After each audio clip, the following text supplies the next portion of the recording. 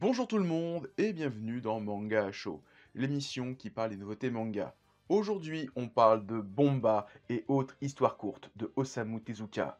Alors, préparez-vous à avoir peur, très peur. Il s'agit d'un recueil d'histoires courtes, de 3 histoires courtes écrites et dessinées par Osamu Tezuka, le dieu des mangas. Ce one-shot fait partie de la Osamu Tezuka Dark Anthology Collection que Isan Manga va édité, et ce titre contient 3 histoires. La première, Bomba, a été écrit en 1970. La seconde, Mélodie de fer, a été écrit en 1975. Et la troisième, la plus courte, a été écrite en 1972. On commence direct. Alors, je vais pas vous faire un petit résumé parce que, comme c'est une anthologie, il y a 3 histoires. Alors, 2 histoires qui font un peu plus d'une centaine de pages et une dernière histoire qui fait à tout casser une dizaine de pages, qui est peut-être un peu moins prestigieuse, un peu moins intéressante. Alors, qui est très bien, franchement, elle est super intéressante la dernière histoire, mais c'est vrai que comparé à Bomba et la Mélodie de fer qui fait une centaine de pages, voire un peu plus, ça fait juste un petit peu bouche-trou.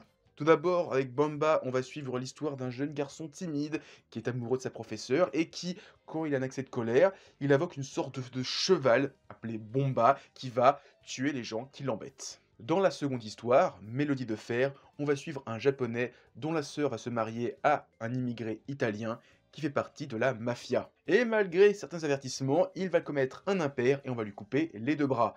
Va s'en suivre une quête de vengeance. Avec Bomba et la Dark Anthology, on m'avait prévenu que Osamu Tezuka, le dieu des mangas, rentrait dans un univers beaucoup plus sombre. Et c'est même marqué au dos du bouquin. Ce tome regroupe 3 histoires courtes d'Osamu Tezuka à l'ambiance sombre et torturée, dont le contenu s'adresse à un public averti. Encore une fois, le dieu du manga nous montre tout l'étendue de son talent. Et il est vrai que, même si j'étais prévenu, j'étais quand même pas mal choqué parce que, graphiquement, Osamu Tezuka pousse encore les curseurs très loin. Je sais que le dieu des mangas est ultra talentueux, mais je pensais pas être choqué par une double page où je vois Bomba, le fameux cheval, qui montre toute l'étendue de sa puissance. Et pareil, dans Bomba, il y a une page où on voit le héros pleurer, je trouve qu'elle est ultra graphique. On reconnaît le style d'Osamu Tezuka, mais il arrive à faire quelques petites variations pour rendre son style beaucoup plus sombre et torturé. Je ne vais pas non plus dire qu'on est sur des mangas d'horreur parce que on est quand même encore très loin des travaux de Kazuo Umezu ou plus récemment de Junji Ito, mais tout de même, quand on pense à Osamu Tezuka, on pense à un mangaka plein d'espoir, avec Astro Boy ou Le Roi Léo, même s'il y a eu des phases beaucoup plus sombres. Avec Bomba, on est vraiment dans le dark du dark. En même temps, c'est la dark anthologie. Très sincèrement, j'ai vraiment été choqué par le titre, mais choqué dans le bon sens parce que je m'attendais pas à lire ce genre de récit avec Osamu Tezuka.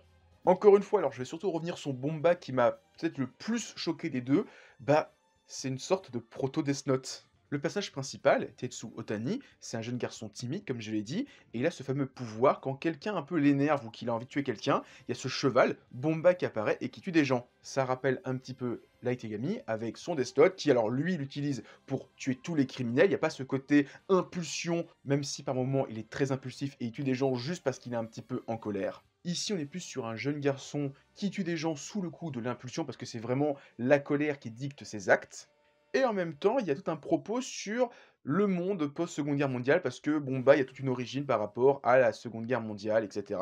J'en dirai pas plus. Avant de conclure, dernière petite chose, alors je ne sais pas si c'est une fantaisie japonaise ou française, mais en fait, quand on regarde les tranches, elles sont un petit peu grises, et en fait, quand on ouvre le bouquin, c'est normal parce qu'en fait, il y a la page, et autour de chaque page, il y a une bordure noire en plus, qui fait que la page, elle semble encore plus petite, alors même si elles sont quand même en grand format, et c'est un peu particulier, alors je sais pas si c'est une fantaisie d'Isan ou japonaise, surtout que ça porte rien, parce que autant toute la page serait noire, je comprendrais, il y aurait vraiment ce côté angoissant, tout est noir, même la bordure qui est d'habitude blanche est noire, mais là c'est juste, on a l'impression d'avoir une page qui est compressée dans une autre page noire, c'est un peu bizarre, là, si quelqu'un a une réponse, dites-le moi en commentaire. En conclusion, Bomba, vraiment c'est de la bombe, voilà, c'est très facile de le dire, mais vraiment j'ai adoré, déjà je trouvais que graphiquement la couverture avec ce cheval qui était très effrayant m'avait tapé dans l'œil, mais je pensais pas que l'histoire serait aussi captivante. Alors la deuxième histoire, La Mélodie de fer, est très bien, mais Bamba m'a foutu une telle claque que,